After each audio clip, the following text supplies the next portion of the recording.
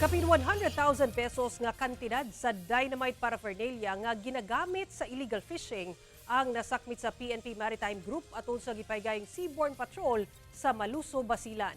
Suspek nga boat skipper nakasibat. Ani report ni Efren Mamak.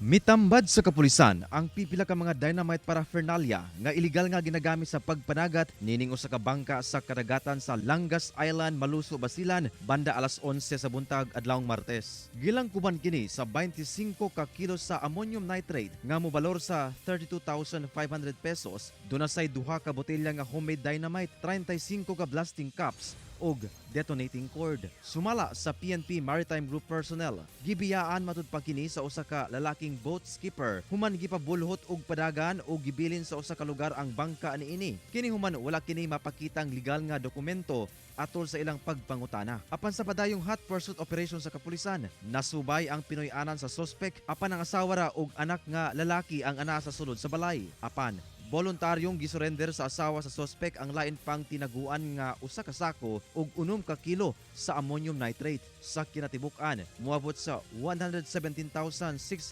pesos ang kantidad sa maong dynamite paraphernalia. Nagpadayon pa ang hot pursuit operation sa kapulisan batok sa suspek. Ginasulayan sa GMA Regional TV1 Mindanao nga makuhaan og pahayag ang asawa sa suspek. Kauban si Gary Balantay, Efren Mamak, 1 Mindanao.